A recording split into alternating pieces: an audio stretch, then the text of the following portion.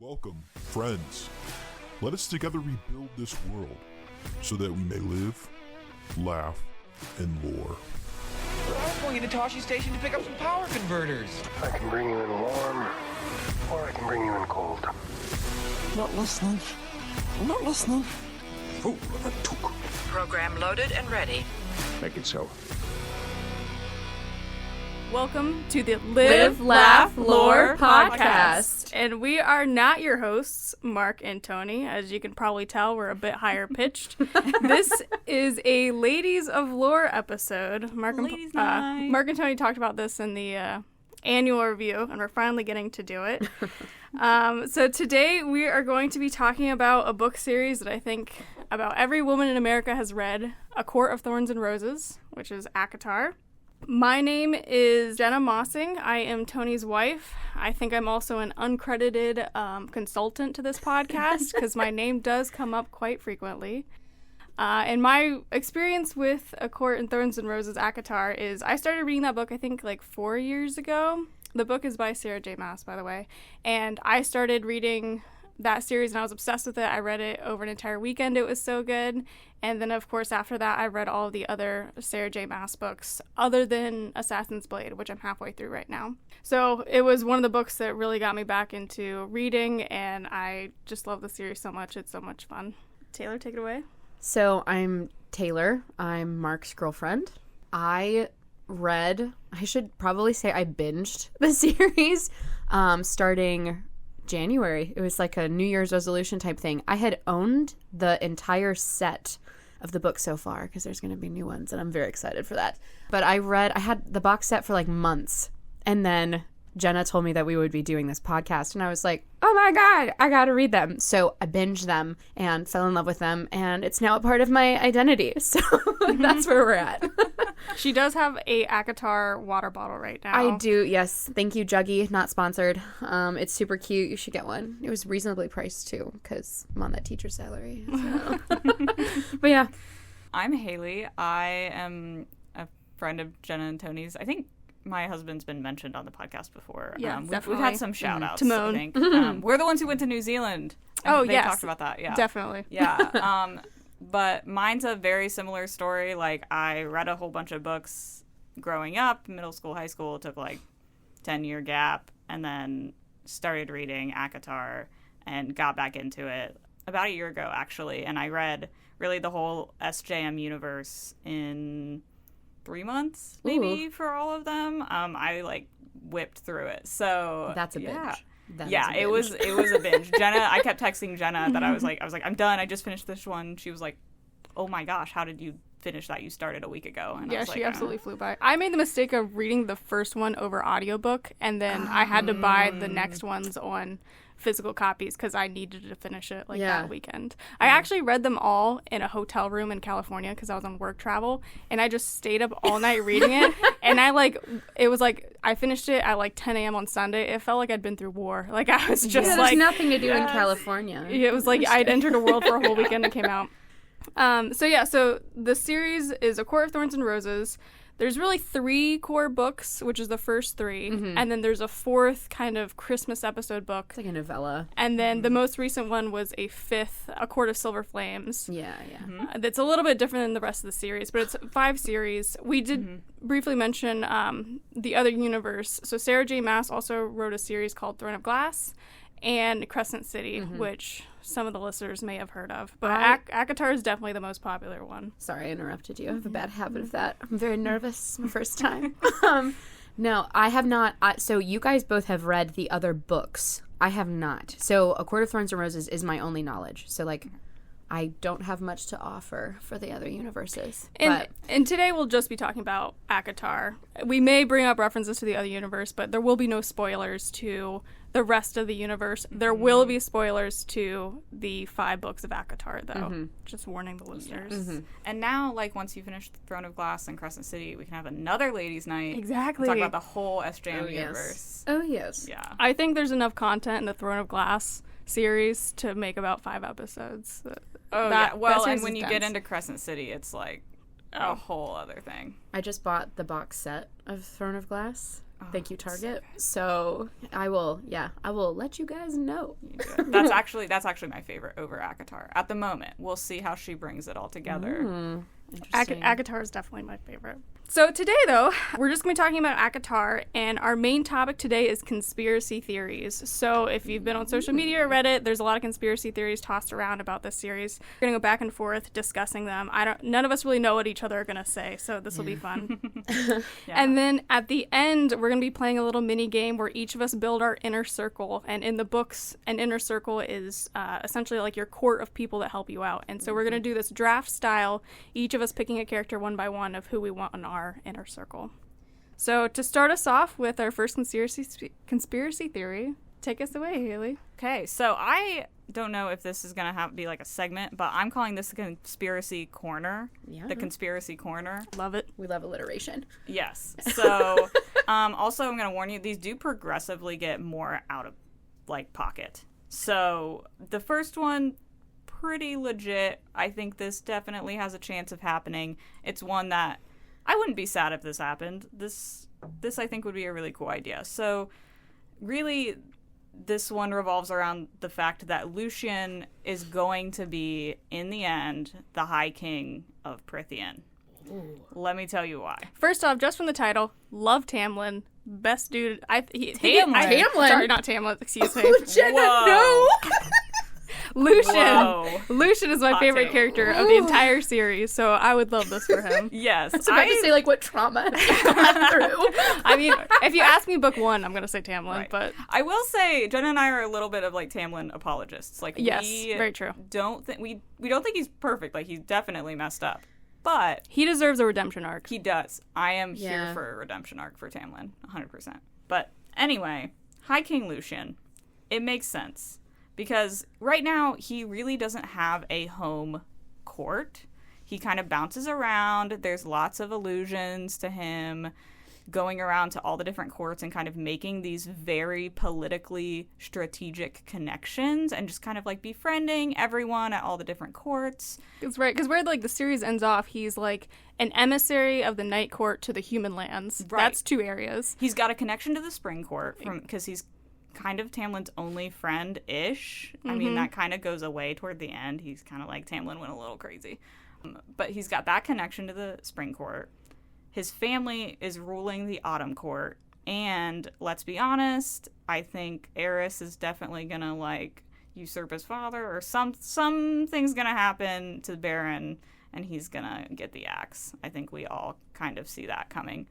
So then... Oh, also with Helion, too. Yes. If Helion ever kind of realizes that that's actually his son, he's got that connection to that court. Eris seems to be, like, amenable to the idea of Lucian existing. At least he doesn't seem to hate him as much as the rest of his family does. So he's got all these really good connections. He's well-spoken. Like, he could totally be a good leader for all of Prythian. And I think, like... He's got one good eye, but one good heart. You know what I mean? There you go. Perfect. I love that. I can't. Oh, man. Oh, yeah. Jenna? First off, I was a little bit bummed in the last book because I feel like Lucian didn't get enough page time. Honestly, in most of the recent books, but I think that's probably just because he's my favorite character. But I would love for him to take over. And so what do you think that means for Elaine then? Oh, gosh. Because I guess if he's High King, she'd have to be maybe at his side if you're assuming the next book is about them getting together. I don't know if I think Elaine is actually Lucian's mate. Maybe she is. Oh, really? Maybe she is. I also don't know if I think she should really be with Azrael either. I'm kind of torn. Yeah. I kind of want Elaine to be High Lady of the Spring Court. Some way or another. Now, whether that means, like, Tamlin gets his redemption and ends up with Elaine, I don't know. Maybe he dies in his redemption and then... Because it's chosen by, like, magic. Like, there's not really a hereditary thing. So, like, maybe he dies for something noble and then Elaine just gets, like, chosen by the land, by the cauldron or the mother or whoever. I could see that too, then because she was becomes High always like her drawer that Feyre painted always had flowers on it, so it makes sense that she'd be at least somewhat related to the Spring Court. But if she's, the High Lady of all of it, she may be. But I think Lucian would make a great king, a great High King. Mm-hmm. I would be interesting to read how that war would play out. I think that's not a war that could be won within one book. You know what I mean? No. I feel like that's almost like a separate series they'd have to do, trying to create one High King. She's coming out with a new series, so I wonder if that's what it's being saved for. Perhaps. Yeah. Not. I don't know. There's nothing about what it's supposed to be about, right? Her next book, I think she did say, is about Elaine. Okay. Yeah. I do feel like we're moving toward like a bigger war with all of the jury and stuff that happened. Yeah, I agree. And so I wonder if I hope it's not like a Game of Thrones style thing where it's just like a council at the end and they go like, you got it, and that's kind of it. I mean, he would probably have the votes. He would. I think so. But I'm anticipating a good cry. I'm just anticipating a good cry. But yeah, I love that conspiracy. Yeah, that's a good one. My conspiracy that I want to talk about is Amarantha is actually Tamlin's mate. Have you guys heard this one? No, I have. Oh. I strong disagree. So Sarah J. Maas has actually been asked this question on a Facebook post, and her only reply was, "No one has ever asked me about that, but my lips are totally sealed on that front." So in the series, there's like mated couples where essentially it's like the magic that brings them together. And Amarantha is obviously the villain in the first book. And a little backstory about Amarantha. I know it's first book, so it's kind of hard to remember. But so Amarantha was originally a former general of Hybern. And Tamlin's father was an ally of Hybern, and they'd visit with Tamlin very frequently. And the book doesn't talk too much about this, but it does say that Amarantha immediately was trying to woo Tamlin, and Tamlin always claimed that he refused her offers, but it was very interesting in the books how they were saying that she immediately took a liking to Tamlin and continued that liking for the entire time that she's in the series. Because even hundreds of years later, when they captured all the High Lords, she claimed that there could be peace if Tamlin became her consort. So there's also that tied to it. Sorry, I'm laughing. And this is my final cross. Right. I think that when Tamlin ends up killing Amarantha, he's like wrecked for the next series essentially. And the book's already established that when you kill a mate, it can make you go mad. Ooh. So my conspiracy is that they were mates and he had to kill his mate, and that's why he went crazy. Sorry, I'm laughing. I'm just thinking of like Sharpay and Troy Bolton. Oh. I don't know why. Like, there's a big part of me that wanted her to be misunderstood, which is the whole. I know I know we're not talking about High School Musical universe right now, but like Sharpay, like there's like this whole conspiracy theory that like she's the one that got cheated. Like Gabriella's actually like the evil girl. So like there was a big piece of me for a while when I first started reading the series that like she was actually like not always bad. Like there wasn't always this like negative energy around her. But I think I need time to process longer than what we have for this podcast. But like I think I need time to process that. That's all I had to say on it because I did want to just let people know that I wasn't laughing at Jenna. I was laughing because my brain is my brain. But go ahead. I am not a big fan of this theory. I don't know why. I don't like the idea of it. Like, I feel like maybe Amarantha was attracted to Tamlin for a lot of other reasons, but I just feel like the mating bond is something that's like supposed to be so strong and like you feel it. Like, why wouldn't Tamlin want to be with Amarantha, especially early on, like way early? My counter to that though is that Cassian and Nesta had a mating bond, but they didn't know until much later. They just knew we had each other. Conspiracies that maybe that's a little okay. That's fair, but not that those aren't actually on my list, but we could talk about them. Ooh. I also feel like one thing that I wish was explored more in these books is like the idea of a bad mating bond, because Reese's mother and father are technically mates, but they're like not good for each other, and really I think it's described as like they love each other, but it's not healthy and they don't want to be together.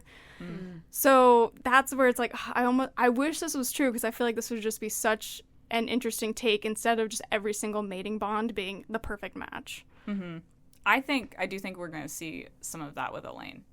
Like, figuring out who her real mate is, and then is she going to, like, reject that?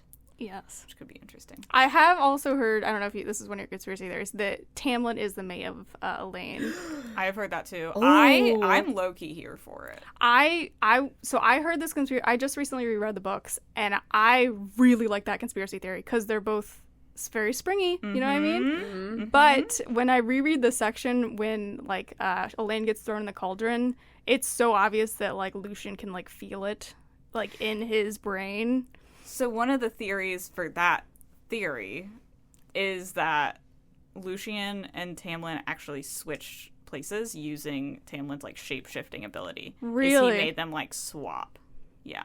Huh. I've read that. I don't know, like, maybe that happened, I don't know. But I do kind of want them to be mates. Like I want Tamlin to get this whole redemption arc, and then, like, it finds out that, like, Elaine and him are mates, and that's how she becomes High Lady of the Spring Court. Yeah, I would honestly love that. And I feel like the drama that would unfold from Elaine, like, deciding to go with Tamlin would be just amazing. So good.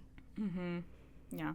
Speaking of Elaine, my next conspiracy, this one's very short. There's not a lot of evidence, but it's funny. She's actually, like, a serial killer, especially, like, when she was a human. So the whole idea is, like, she would kind of, like, just kill people in the town, and then that was, like, she used gardening to hide it. Like, she would bury the bodies and, like, use them. That's why she's constantly gardening. Yes, and that's all she cares about. Constantly, like, hiding her dead bodies. Yeah. Honestly, I love that for her. Yeah. I feel like she should have maybe brought that energy of killing into the war Yeah. and the third book. Yeah. Yeah. But she did stab the King of Highburn. So I remember, like, gasping out loud when Azriel, like, gave her Truth Teller. When I was reading that book, I was like, like, I didn't believe it. I don't know. It was just such a sweet moment.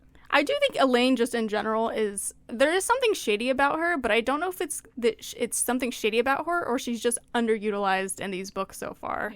Because I feel like she's a really interesting character. I find her more interesting than Nesta. So it's like anytime that Elaine was brought up, it's kind of like Lucien, where it's like they're briefly brought up, but the parts that they're briefly in are so good. I'm just going to say, it's always the quiet ones. It's always the quiet ones. Yeah. I don't know, like, I love Elaine and I want more of her, but I don't want her to become this, like, warrior killer. No. Like, I'm tired of the idea that, like, to be, like, the strong female character, you have to be good at killing people. And I feel like this could be a really good opportunity for her to portray, like, a really strong, just female character, all, like, well-rounded, but she's strong in other ways, like, I emotionally, and 100% she's agree. nurturing and strong in that way. Yeah. And I feel like that's a lot of Sarah J. Maas's characters. They're all just like, oh, I'm a strong woman. Let me just, like, learn how to fight people. Emotional intelligence is a great weapon. It's Yeah, a great but weapon I to like have. people bringing in their feminine energy to Yes, solve problems. Yes. I think it's a little bit more complex and interesting too. I agree. If you do want a good recommendation where you do have a soft-hearted, like, person, the Broken Heart series, I think you've read that too, right? I read the first one. You're talking about Stephanie Garber, I think. right? Once Upon a Broken Heart. Yes. And then there's, I can't, the other I titles are think- escaping my mind. But yeah, her other one's Caraval too. It's like sisterly bonding and stuff like that too. I haven't read that one, but I do know that Once Upon a Broken Heart, if you're interested in having a light, like a more feminine energy that's not a fighter, that is a good series I'd recommend. Yeah, it's it is very it's also romantasy. Just added it to my Goodreads. Not a sponsor. It's okay. Yeah, right, yeah. It's okay.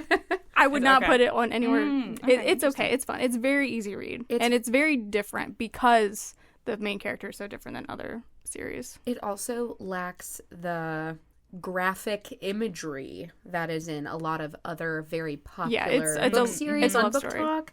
It's very, very tame. Yeah. But I like that part of it. I recommended personally, it to a but- student. I teach 7th and 8th grade. So I'm like, my 8th, she's very advanced in her reading. But like the content, everything, like it's very tame, very safe.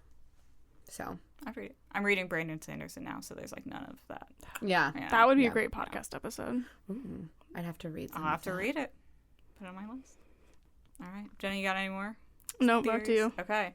So this is one of my favorite off the wall. Oh yeah, because this is your. I have no idea what this one is. This one's nuts. Yeah, I didn't tell Jenna because I wanted it to be a pure surprise. I do just want to say, being someone who didn't know anything about these conspiracy theories and hearing them like blind, this is awesome. It's fantastic. But I'm very excited for this next one. Yeah, scroll through Reddit for a while. You'll read some ones that are just rabbit like, hole. wow. Nice. Okay, so. By the way, Reddit is insane for this series because they'll bring up characters and I'm like, I have no idea who that is. 100%. Like, I've read the series twice and there's so many characters that I don't really know that well, but also the entire history of Highburn and that whole war, also very confusing to me. Mm-hmm. So sometimes, like, going through these subreddits to, like, whip out some of this lore, and I'm like, we'll have to study up if we ever do an episode on that. But. I look for the paragraph guy. I always look for the paragraph guy. But the theory. Okay, so the base theory, and this is one I've seen a couple times, is that Gwen from Silver Flame is somehow, like, Lucian or Tamlin's, like, daughter. Oh. But what makes this particular theory unhinged in the best way is that she is both of their daughters. Does this go back to the shape-shifting? Yes, it does. It does go back to shape-shifting. How in the heck? What? So, The secret lives of fairy high lords. Swinger scandal. Listen, the fairies, we've already seen evidence that, they're pretty loosey-goosey with the, who they're hooking up with and stuff like that. 50 years. Cough, cough, helium. Yeah.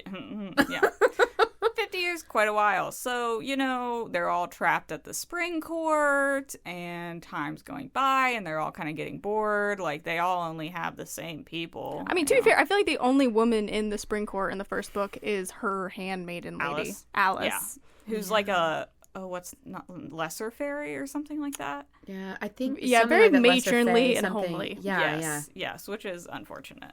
So that adds credence, I feel like. So, like, they get bored and they start, like, fooling around.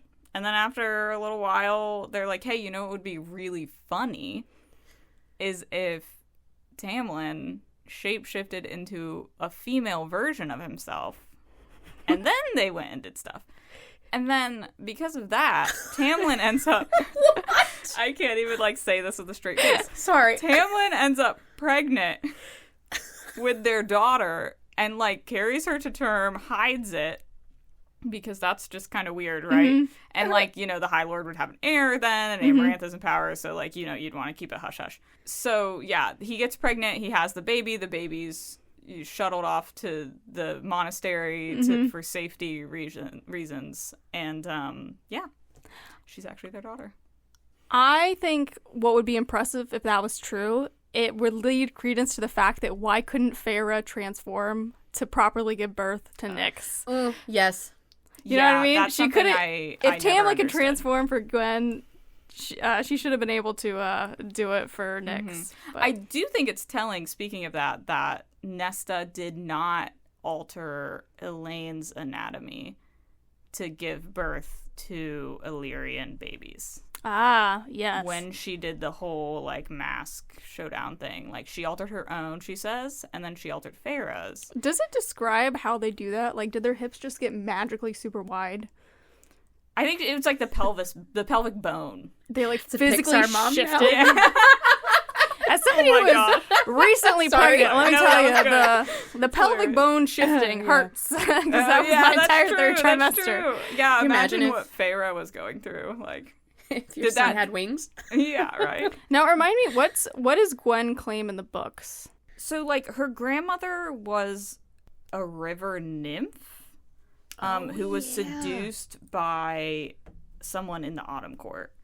And so then, like, when her mom was a kid, like, she couldn't live in the rivers of the Spring Court, and then she couldn't also be in, like, the Autumn Court either. So then she was given to, like, the temple. And then during the rite of Kalnai, a female was, like, chosen with Gwyneth's mother, and then Gwyneth had a fraternal twin who was conceived, but the mom, like, didn't know who the man was at the time. So she had, like, a fraternal twin. who I'm pretty sure died, allegedly. Should say that. Who knows? Seems like there's a lot of open storylines in this. In her background. Yeah. So that's kind of her background, according to the books. But, like, is that what happened? I don't know, but now I have my own conspiracy theory that all these plot holes that we're finding are like just where there's information missing. That's the new series. Okay, but back to what you talked about. No, I mean, I'm sure Gwen will be more featured in the next book too. She was a good addition. I feel like we needed more characters at that point. Absolutely. I think that's it for conspiracy theories. Correct? Yeah, unless, do we have time? I have a bonus fourth one if we're running. Oh, yes, let's do a I'm bonus like, I fourth got one. nothing. Okay. So this related back to kind of what we were talking about when you talked about how Tamlin and Amarantha are mates. There's a theory that there are two kinds of mates. This is a little more serious since this one is not unhinged and funny like the last one. But there's this idea that the cauldron will give mates, and that's more kind of like the earthy, like natural born mating connection.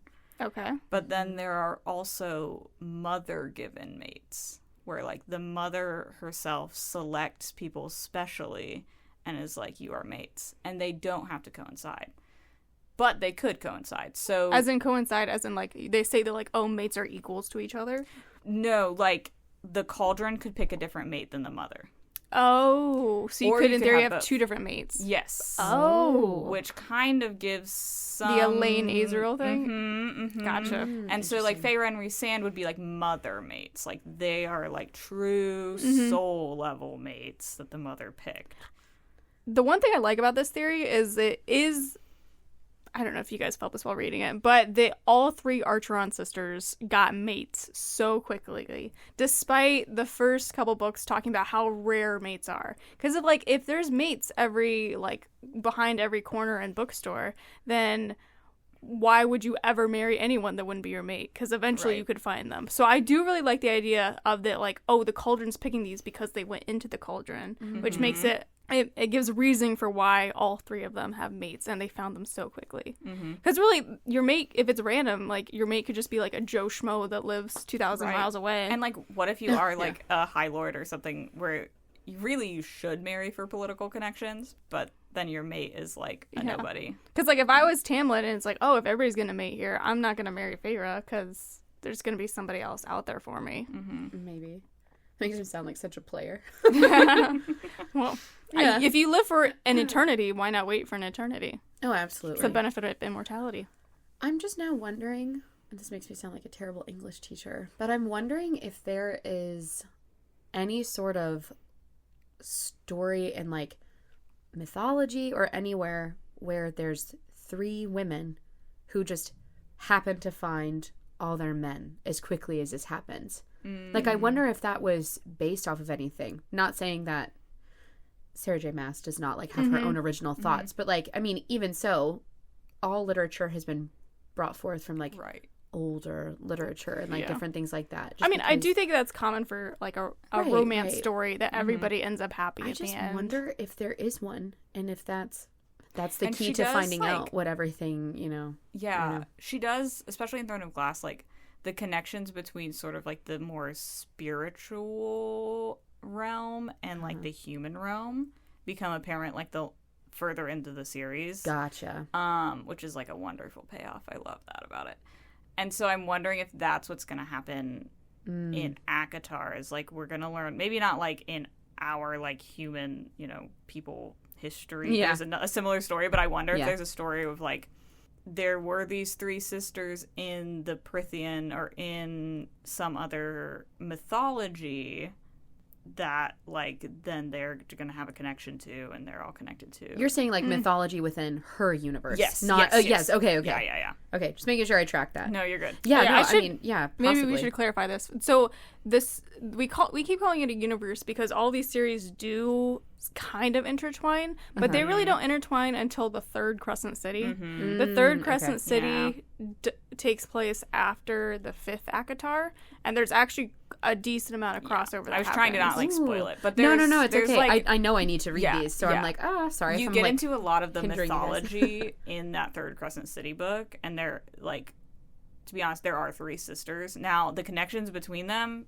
total like guessing game. Like we don't even know that yet. But like maybe there's some relation there. I don't know. Yeah, I really like that idea, because then I agree. Like even in I don't want to say it because of spoilers, but some of the other universe books there is very how she treats mates in ACOTAR is very similar to how she treats mates in the other books too. Oh, okay. With a few minor exceptions, and like when she touches on those minor exceptions, just like Reese's mother and father, you're like, oh gosh, yes, that's a good story. Let's talk about that more. I do have one more baby theory that we can just breeze over.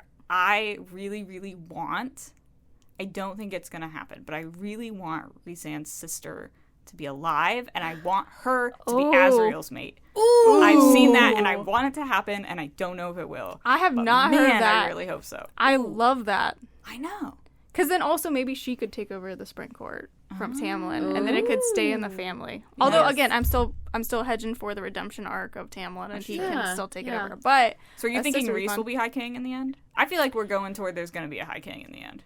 I think Rhys would be too powerful to be a High King. I feel like they'd go the Lucian route. Very similar to Game of Thrones. You gotta put that's true, Bran that's the Broken or somebody boring up there. I'm not the Lucian's boring, but like you can't have somebody too powerful. Yeah. But why not? Non-problematic. I think Rhys would definitely fight for a proxy, and I feel like there's some power dynamic issue here. What I find interesting about this isn't really a conspiracy theory, but I do find interesting the whole High King theory is that Rhys is supposedly the most powerful High Lord that's ever been. Feyre has the power of all 5 Night Courts, and they have a child. Like that child will be like a dominant force in the next generation. I don't think the books will ever cover this, but I'd be so curious, like if that kid ever turned evil, he could probably take over the entire region so quickly. And I think that's just an interesting power dynamic because he's like literally OP. He's the definition of OP in that universe. Yeah, you're not wrong. Did you say that Rhysand is problematic? Or were you referring to Tamlin? I think like politically problematic within the series. Like I feel like the other High Lords would be like not that into Rhysand becoming High King. Okay. He's not very popular. I was going to say, no, I completely agree, but I was like, wait, problematic in what way? Okay, I wanted clarification on that. I think it's because he's not popular. Like, people don't really like him because of the Amarantha thing. Yes. People think he's too powerful for that position. Yes. But also, like, he's kind of done shady things. Like, he stole things from the Summer Court. Oh, and, like, he does things without telling other people just because he can. And until recently, people thought that the Court of Nightmares was the Night Court. And, like, they didn't know about Valaris at all. So they thought he was running this horrible, violent, like, court. And they thought he was okay with it and just, like, let it happen. And that is also some of my problematic opinions on Rhysand. Is he lets that court run. He does. And he lets the Illyrians have this very, like... Yes, and I wonder if that's going to come into play. Patriarchal Like, thing. there's going to be sort of revolutions. Yeah, and he's like, well, like, he said he's trying. But it's like, dude, you've been there for 500 years, my man. Step up. So Yeah. I'm actually, like, glad we're talking about this because I will say, like, first book, because we did say there would be spoilers. So, like, for ACOTAR. So I will talk on that. Read the first book. I was like, yeah, kind of like Tamlin. Tamlin's cool. You know, it was like, it definitely, and I've seen this so many places, so I have no qualms saying it.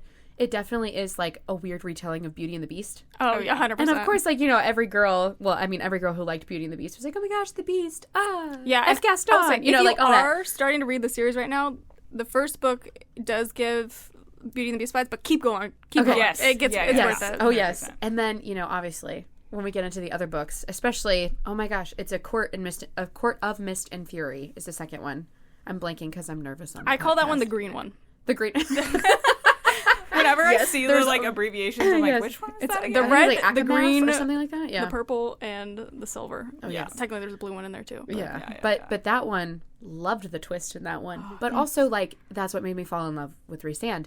But then I kept reading it, and it was when we got to Nesta's, the Silver Flames. I was reading that one, and I was kind of, like, sad at myself for loving Rhysand so much because I was reading more into, like, Cassian and, like, getting to know his side of the story and how he is in his story in general.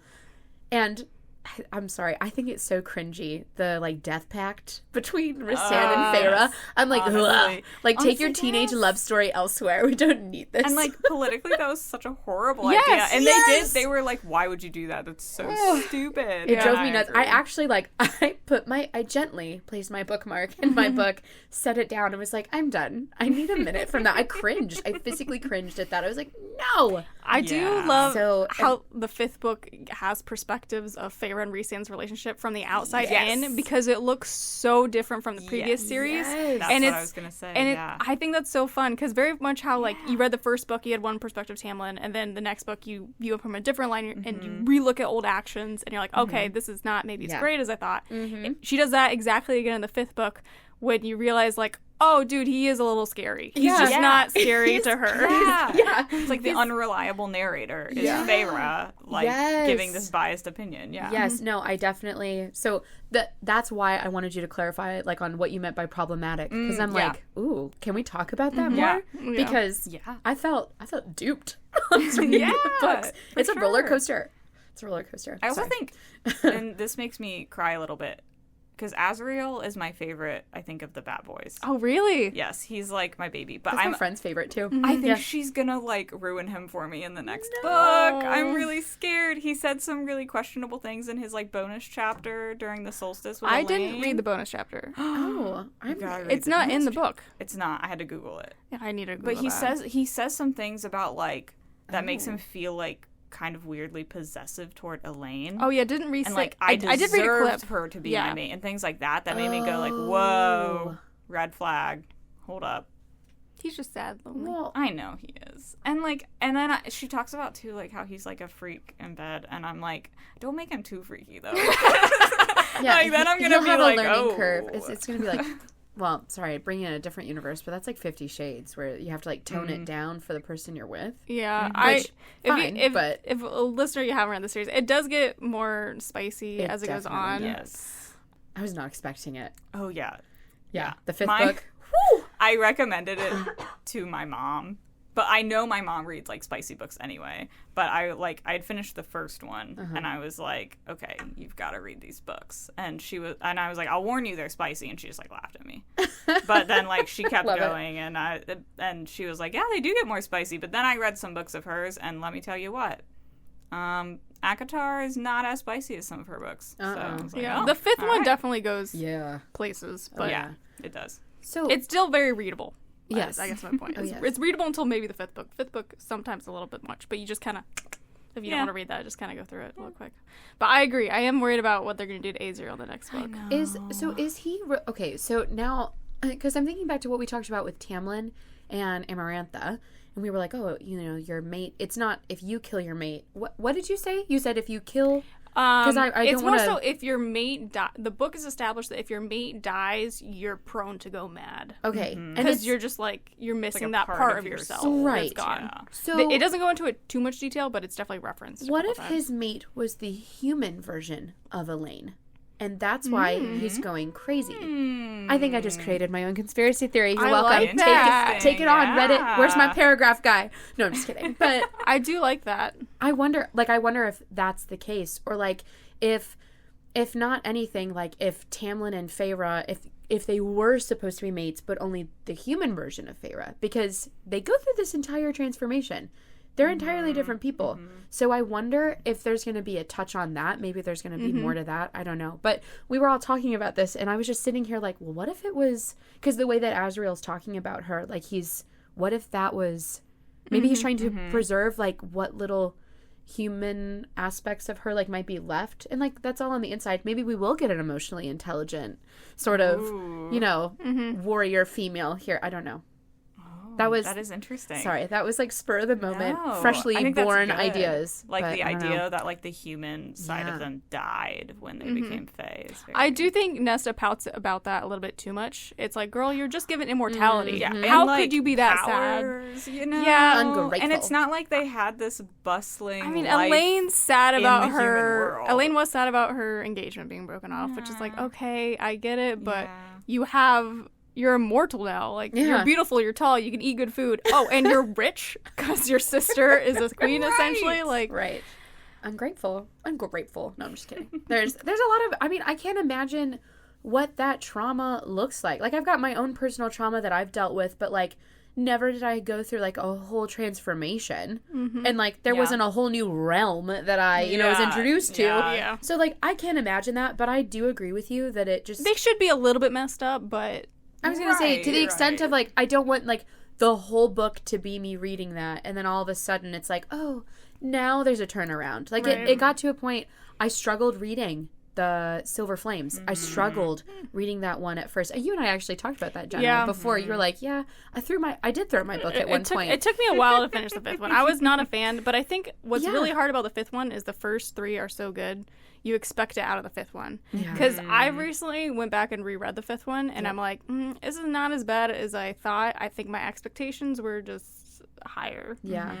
Well, and it really is like a whole different plot. Yes. You know? And it sets up, I think it's setting up a lot of what's going to happen in the next several books. And I honestly think a key to understanding the 5th one is, like, if you haven't experienced, like, depression, I feel like it's a little bit harder to understand that book because Nesta is acting, like, in a very, like, mentally unstable position. And when I first read that, I was like, what's up with this girl? Like, buckaroo. Like, your life could be great if you just chose to be. So I didn't understand it. But, going through, I've had more life experiences now that when I read back through, I can sympathize with her a little bit more. And I think that's also a testament to how well she wrote, what being in a depressive state is. But yeah, that book is still, I'm currently rereading it right now. Yeah. And I do like it a little bit better, but I am reading it in a different way than I did prior. And it is not as good as the first 3, hands down. Yeah, that's fair. But I will say then, just to like touch on that, because now that you're talking about it, I know like I was kind of like hating on her for like, hating everything that was happening. But like, I will say as someone who I've dealt with my own stuff and like gotten out of it, I think it was more along the lines of I hated seeing myself in her, but like myself from those days before I got better. And so seeing that, it's like, no, like I was angry, but not to make this a therapy session. But I think too, her writing is amazing. Sarah J. Maas, like no matter what, you will find a character that you can relate to. Just because they're like fae, you can still relate to them in some way. Like there's still that there. Yeah. So that is a testament to her writing. But also too, just a quick touch note, it is like reading an entirely different book series when you get to the 5th one because the point of view changes. So it's no longer the same characters. And that's what hurt me going into it. I fell in love with the story, though I'm glad now that I've seen the error of my ways and I now know how problematic Rhysand can be. But I just think, you fell in love with this love story, like this is what you were reading, and then it's like, boom, here's a new one. And so it's like starting any series, you have to get back into it. And maybe that's also what was hard for me to read the 5th one. That's why I think the second read, it made it so much better for me. Yeah. Because I knew I knew my expectations levels were set. Yeah. But speaking of characters, Yes. shall we get into the draft? Yes. So I talked about this a little bit in the beginning. What we're going to do is we're going to build our inner circle. The inner circle is the people in your court that you trust to do tasking. The inner circle in the book is Rhysand's. It's Azriel, Cassian, Moore, those types of characters. So we're going to do this draft style. So we're going to go one by one. We each get to pick a character from the series of who we want in our inner circle. We'll just briefly explain why. Some of them are probably self-explanatory. And we're each going to get 4 picks. So, Taylor, would you like to start us off? Oh, yes. Who's your number 1 draft pick? Yeah, for your number circle? 1. Well, hopefully he didn't hear anything I said, because I'm actually going to go with Rhysand. I mean, he's most powerful. I was going to say, he's most powerful, and you gave me first pick, so I'm snatching him up while I can. But also, like, yes, I love him. I think he's great. But at the same, like, great in terms of, like, what I got to see with Feyre and him. As far as, like, politically, he's a little shady, but also, he's badass. I'm sorry. He's got the power. He's got the money. Exactly. He'll help you out. Exactly. Yes. And like, if you're tight with him, you're set. He's also very good at sacrificing. So yes, and so that's self-sacrifice. A little bit. Yeah, a little bit. But I'm like, I can get over what happened with Amarantha. It's fine. Like I see past it. My inner circle believes in second chances. I love it. So yeah, sorry, I had to snatch him up while I could. No. Okay. Ooh, this is a debate. because I know who you're going to pick. Jenna, I apologize in advance for this. Because really, there's like 2 characters that are my like tied for my first draft pick. And one of them I just feel like I know you would pick. And the other one you wouldn't, but I think I have to go. I think I have to steal him. The from mind you. games. I know. Mine's Lucian. Okay. Because of the High King theory. Yeah. And like, he's got some maybe dormant autumn powers going on, but like he's got all the connections. He's like your political guy, your emissary to like all the other courts. Yeah, I do. And I think having that in your inner circle is very helpful. I would say he wasn't even on my list. Whoa. What? Whoa. Wow. I- We're going all power all the way. He didn't have enough power for me. Wow. Ooh, Not Okay. that Okay. all of mine are powers. He just Never didn't have mind. enough of a unique power. Because in my head, I'm like, I could be broy with all these courts. Do I need a special guy for that? So Gotcha. he's not on my list, but I do. He'd still be good. As someone who doesn't really like talking to people, having someone who does like talking to people and is good at it, very valuable. Also very loyal. Yes. Yeah.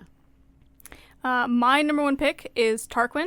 Ooh. So High Lord of the Summer Court. Yes. And for his resume, I'd like to bring up in the battle when he just drowned everybody left on the battlefield, despite there being no water around. So very powerful, very forward-thinking ideals, and seems like it'd be easy to get along with because he seemed very forgiving to Feyre and the whole gang for stealing from him. So he's my number 1 pick, Tarquin. Okay. Love it. Yeah. I want the bone carver. Oh, Nice. Yeah. Very nice. I feel like just chaos. yeah. Yes. I'm like I like to say that I'm the mistress of chaos. As a love teacher, that's chaos. like that's my life. Love it. Sorry, that's not my identity. I'm a human first, but also like teaching consumes your life. Any teacher listeners out there, you get it. I do But- think it would be a huge benefit of him to be able to change what he looks like to the people he's talking to. He'd be an Yes. excellent spy. Yes. He'd be maybe old asterisk. I think he'd be an excellent spy if he had the personality for spying, Yeah. which he may not have, admittedly. Yeah. But yeah. But no, I want the bone carver for sure. But like I don't want people to know that I have the bone carver. That's kind of how I feel about that. I'm like, I got him, but like you don't know that. Gotcha. But yeah, that's my next pick. Okay. I feel like whenever I picture the bone carver, it's not a scary person at all. It was always just like a guy in like a skull mask Yeah. when I read about him in the book. Yeah, same. Mine's like a really skinny, scrawny old man. Yeah. I don't know why. I But feel that. all right, my pick. This is my power pick. Feyre, because she's got all the powers. Yep. Yeah, She can do anything. It's a good one. Oh, yeah. Honestly, she's my defensive person. You know, if I gotta go into a fight, send her. Yeah, I think that's a good call. that is a good call. I mean, she's got everything. Clearly We're at an splitting up advantage the in Night dream Court. team because you got Rhysand. But That's like, okay. That's okay. yeah, We'll work together. You do have to... alliances. Yeah. Exactly. Your palace will look like crap, though, because all of her artwork will be everywhere. Listen, I don't have to allow her to just. She can have a gallery, okay, and like a gallery wing in the palace, maybe. But like, you know. Are you guys also of the opinion that she's a terrible painter? Oh, I hope so. Yeah, I think I'm like, whenever I was reading that, I was trying to think. I'm like, there's no way she's like that good at art. It But would make it look that good to The- be worth painting on a cabin. Right, exactly. I think the only thing, like, it just seems very much like, yeah, I paint, you know, and it's like, oh, Right, you paint. It's kind right. of like, so like, as someone who sings, like, normally when I tell people, like, I sing, a lot of people look at me like, oh, you sing. But, like, no, I actually can. But, like, in Farrah's case, like, you look at her artwork and you're like, oh, you did that. What is it? Like, that's Yeah. kind of how I feel about her, Yeah. her painting. But I do want to take a plain dresser and make my own ACOTAR dresser. I am that girly. There is a Pinterest pin in my Pinterest about doing that. Yeah. But yeah, no, I'm of the opinion that her artwork is crap. I like the theory that her artwork is First off, not good. background, Haley is an artist. Yes. She has I'm made me a many beautiful designer, photos. Okay. I think Let's you could be be called clear. an artist, okay? Okay. So I have a degree in illustration, so I do know how to And she draw. claims she's not an artist. And I work Whatever. in design. She's an now. artist. But I'm with you, Jenna. as funny as I find that theory, I do think Feyre is an okay, like, fine artist. I think she must be like halfway decent. Now, do I think that gives her permission to paint over the ancestral home of a family that she is not a part of. She's like not even like married to Rhysand at this point. Absolutely not. I think that was wild of her. I also think like, so growing up, and like I didn't really doodle as much as some people I went to school with did. They like doodled all the time. One of the like most basic things you did was like eyes. And you're like, oh, I drew a really good eye. Oh, and, you know I didn't what even mean? connect that. Like, And she drew eyes everywhere. she drew eyes everywhere. And so it was just a very... That's awesome. So true. Conspiracy theory, she actually can't draw. Right. So true. And like some people, like you start there, right? Like there's certain things that are harder. And she drew eyes a lot, and that tracks, right? But it just seemed a little bit more juvenile to me, as like focusing on the eyes. But it did give me like a little bit of a chuckle and things like that. Oh my god. So I love don't know. that take so much from you, Haley. I'm so glad we recorded this podcast just so I can get an artist's opinion of whether or not Vera is an artist. Because I think I never considered. She must be decent. Like, she must not be horrible. Yeah, I agree. Yeah. Right. I think it's Michelangelo. hilarious, and I like imagining that she's horrible. Like, it's just funny. But, yeah, it does track, like, the whole you start with eyes thing. Well, you That's can teach fair. her. You can teach her. You'll have eyes everywhere, but you Gosh. can teach her. That'd be wild. I like that she has her own kind of, like, painting gallery, too. Right, That's, like, yeah. that's kind of nice. And, like, she uses it to help people cope with trauma. Like, okay, all right. Yeah, I can get behind that. Yeah. Right. Sacrifice you gotta have her in her circle, I guess. Right. My next pick for the inner circle is Cassian. I need a good general. I figured. You have an army. You need a general. He Yeah. seems like he kind of does what you want, no questions asked. It's just he's not like too powerful to question you, but he's somebody that'll get the job done. That'll do the dirty work and get gruff with the soldiers. I do wonder, because Nesta and Rhysand have this kind of like friction in the series. Like, I'm wondering if they're gonna kind of like break off and do their own thing. Oh, Nesta and Cassian. There's that again, does stink when your mate doesn't like your best brother. right, and there like is light theories that maybe Nesta will do stuff with the Dawn Court, and then they will become, because I do feel like they like right now kind of live in Rhysand's shadow, and so having that opportunity to go into another court and kind of like, I don't know, rise to what they could be and embrace their potential is kind of nice. I don't think Cassian has much potential more than what he currently has. I'm gonna be honest. Yes, I think honestly he's fair. I think he's best as just a general. Even like reading him trying to be a courtesan in the fifth it's so book, funny, it's though. like So funny. stay in your lane, my man. You're good at what you do. Stick with I love it. his like little sneezing in the spring court. It's like Yeah. very relatable. Yeah. All right, so we're halfway done. Yeah. Two more to go for each of us. Yeah, I think my interjection said it all. That was going to be my next pick. But that's okay. Because my next pick is Elaine. Ooh. I think, and I have it in my notes here, I think she's a secret weapon.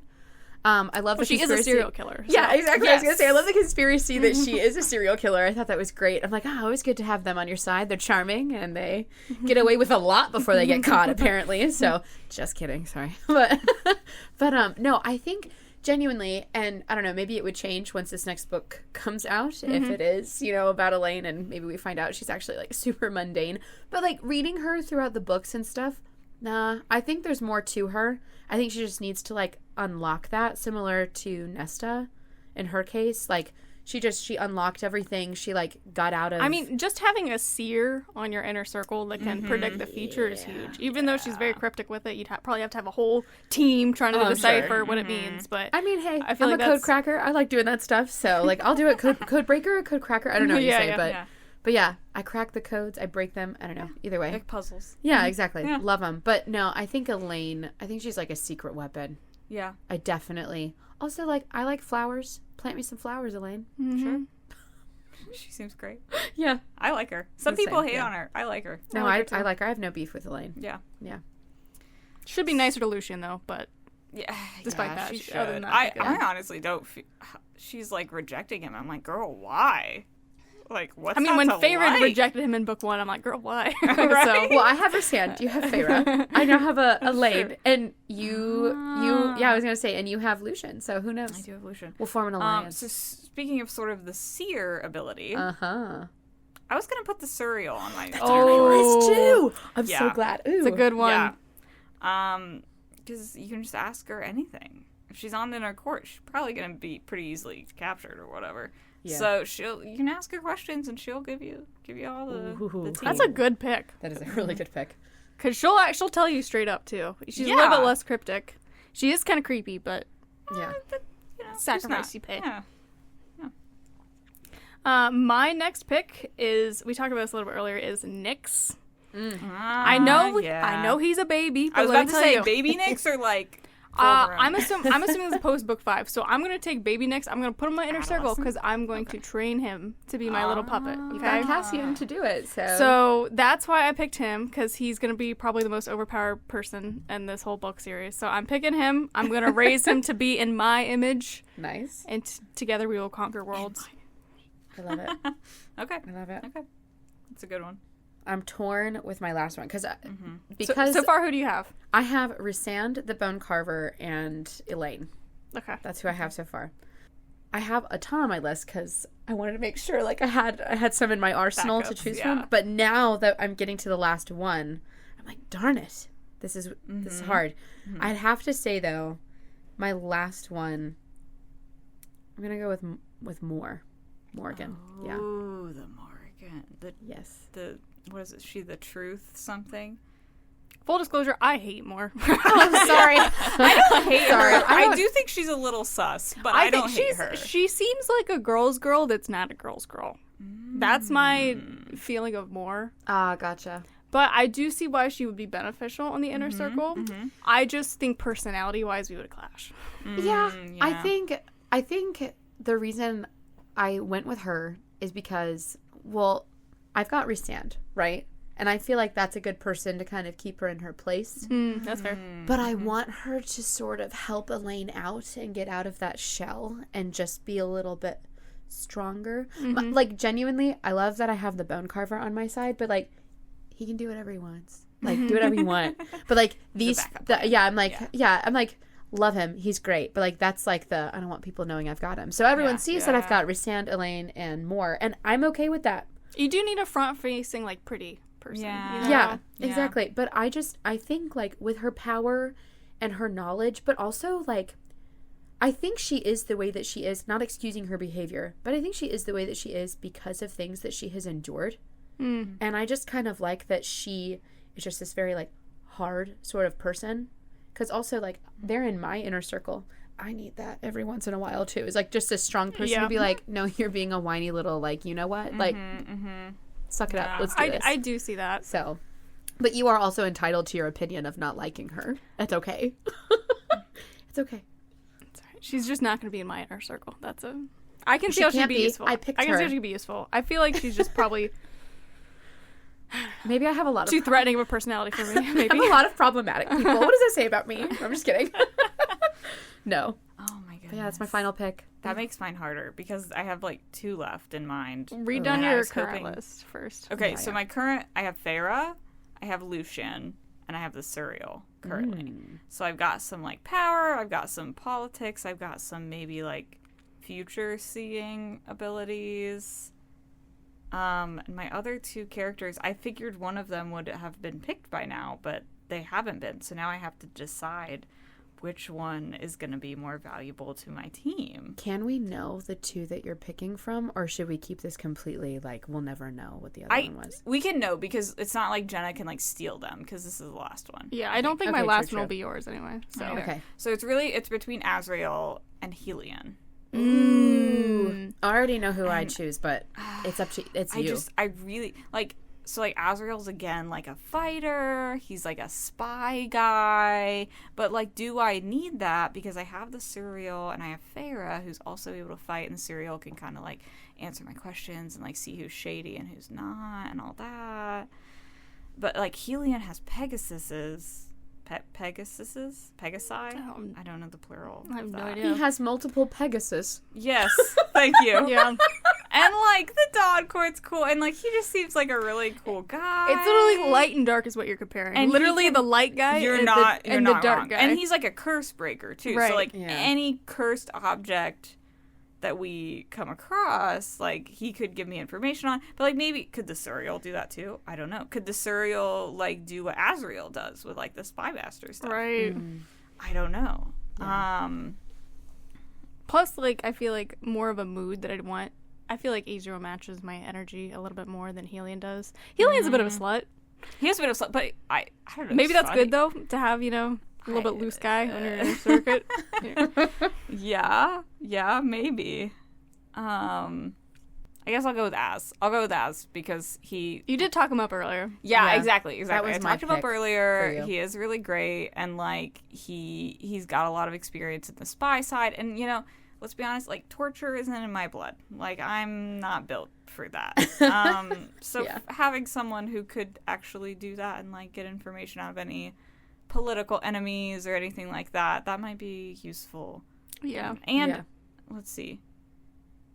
I guess Feyre can fly, but having more people with wings on your Yeah. court, like, has to be Flying useful. is an advantage I feel like they don't discuss much. First off, I don't think Sarah J. Maas is very good at writing war, just in general. Like, I feel like she could have really dived into, like, oh, there's an aerial army, which is the Illyrians. There's Helion also has an Ground aerial troops. army. Yeah. Versus, like, ground troops. But also, I feel like just the logistics of planning a battle around what happens in the third book would be insane. Because you have, like, 5 insanely powered people.